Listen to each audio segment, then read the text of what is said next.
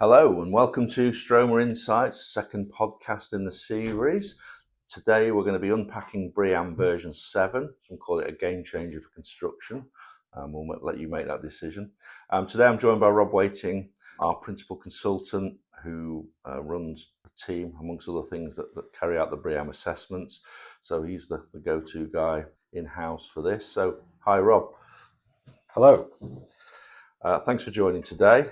As I said, I'm Stuart. I'm Director of Energy Services. So we're going to dive in to what people are calling in the industry the most significant changes in building sustainability in over a decade. A big claim, I guess. BREEAM version 7. The full launch, this came into we know what we're doing from September but this year, but all the deadline for registering existing jobs under old versions is going to be January the 26th next year. Is that right? That's right, yeah. Just want to give us a big picture summary of what you think the implications of this are going to be. So it's a significant change from the previous version, which was 2018. So that's been around many years now. There was an update called version 6, but that was just a small update to align it with the new Part L regulations. Whereas this one is a significantly new rewrite, really, of the manual. So this focuses on aligning us with goals such as the EU taxonomy criteria, and it's focused from like a design intent to there's more measurable things that you need to measure and report on during the building life cycle. More things to check, more things to record, more evidence to gather. Yeah. And probably we'll come to this conclusion, I guess, as we speak, but there'll be more to do, as always with these things, tends to be earlier on in the project. That's correct, yeah. Okay. So there's a couple of sort of things jump out at us, isn't there? I mean, whole life carbon revolution is sort of some of the stuff the press I read around this. So yeah. Do you want to talk about whole life carbon, because I know it's got some significant sort of practical changes. The section on whole life carbon in this new version has sort of been rewritten, really. So previously a BREEAM assessment was just looking at embodied carbon under some criteria that the BRE had developed themselves, whereas now it's looking at something more detailed in terms of looking at the whole life carbon rather than just embodied carbon. So that's things like the operational energy, the maintenance of the building, the emissions involved with that, a lot more than just what it previously looked at. So is this a completely new calculation required for BREEAM? Sort of, yeah. So it does now follow an industry standard, which is the RICS whole life carbon assessment for the built environment. Which, as you say, is not something that's been introduced for BREEAM. It exists, and people do it for other reasons, don't they? Because we do quite a few of them, don't we? So any of those assessments can now easily be adapted to suit the local planning or government requirements or BREEAM criteria. You don't need to write a specific report just to meet BRE criteria now. And the other key thing they've done there is that for excellent and outstanding ratings, you must do this at certain stages. So concept stage, technical design, and at as-built stage. So is that the development of the same report, or is it building on what you start with? So just each time you go through it, you're going through in more detail. Okay. Because you'll have more information throughout the project. And the last thing really on there is there's now a benchmark that you need to meet. So previously, you got a set of credits in your assessment for just doing an assessment, whereas now you'll get additional credits if you meet a certain amount of carbon per square meter. So that will actually drive performance and encourage people to reduce the carbon rather than just doing an assessment. So again, the sort of, we go on at length about BREEAM generally. Previous versions of BREEAM, if you want to get those high targets, the excellence, and the outstanding, you need to get every credit. Points being prizes, to put it bluntly, and a lot of these, and it's always been so, but even more so now. It's even more focused on if you pass certain milestones in the project, those credits are never really available to you again, are you? And then you're fighting at the end of the project. So engage early.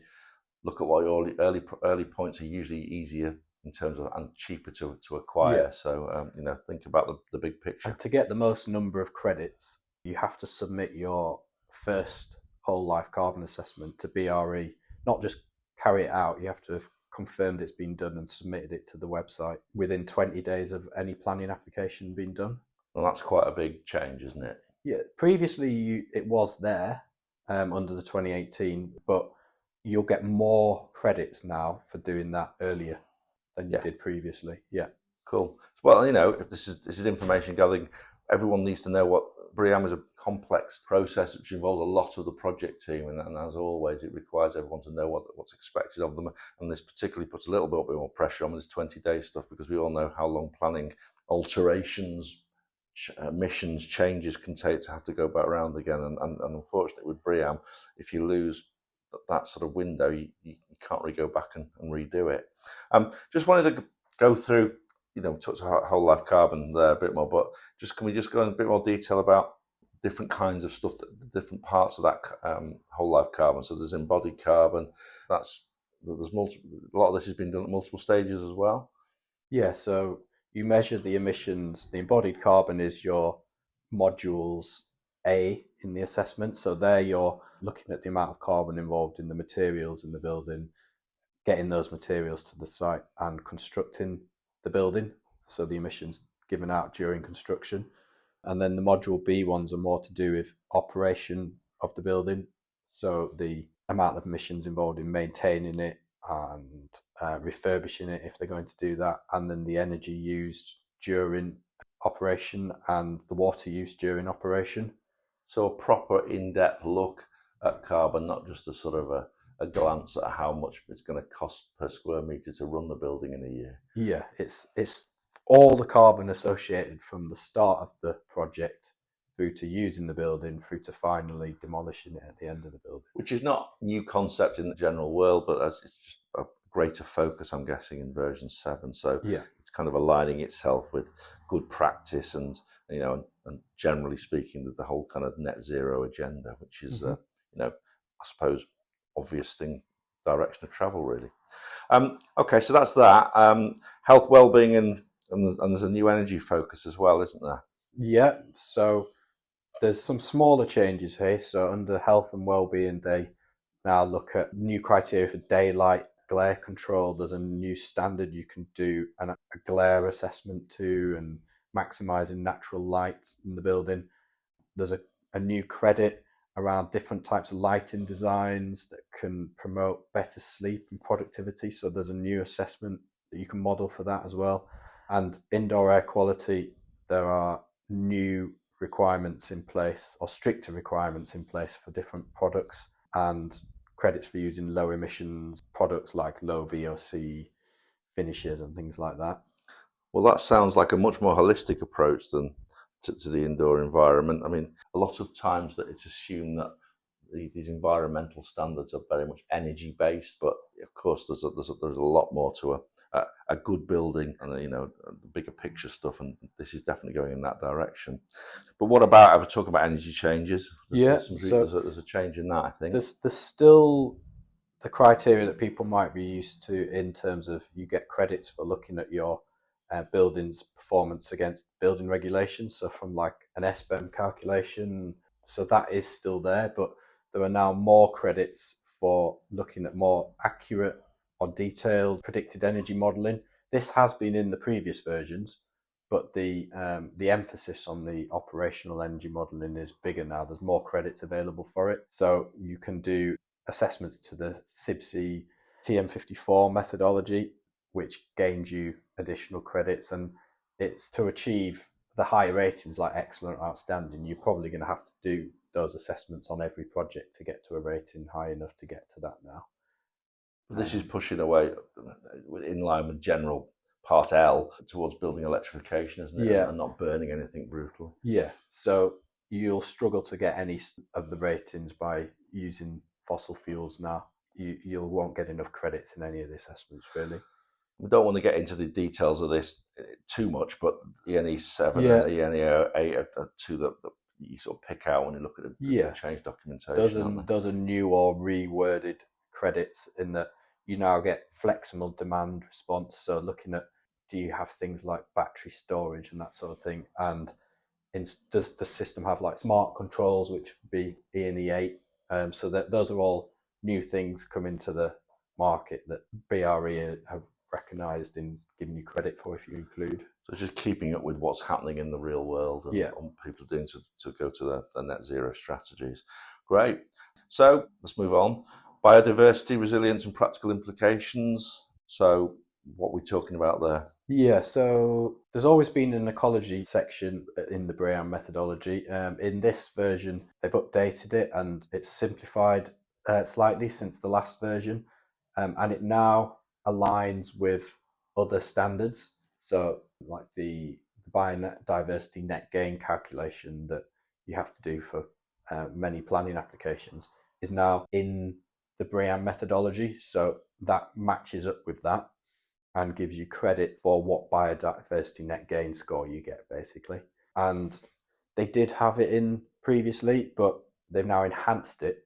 So they're now saying if you are following this method, it will basically be harder to get the same number of credits in the previous version.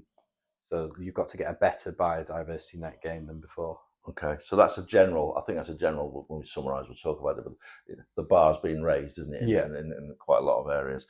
So just going back to the raised bar bit. So generally speaking, then I think a takeaway generally, and we might talk about this in our conclusion, is that the bar is going to be raised. What you were getting very good for, might not be the same. So as it always has been with BREEAM, keep absolute handle on your list of what credits you're looking for, because if you're not achieving a level by or a score by very much and things slip, you can go below that, and if you've got bigger points, if you've got planning requirements to hit a particular level, then problems can happen. And the other thing, we haven't mentioned any of them in detail, but those other assessments still exist in there that were there before. They've just been enhanced to newer criteria. So like the overheating assessments are still going to be needed for occupant well-being. Flood risk assessments are still needed. Climate change adaptability statements still needed. All of these things to future-proof against climate change and ensuring the building will be compliant with all policies now and in the future. Yeah.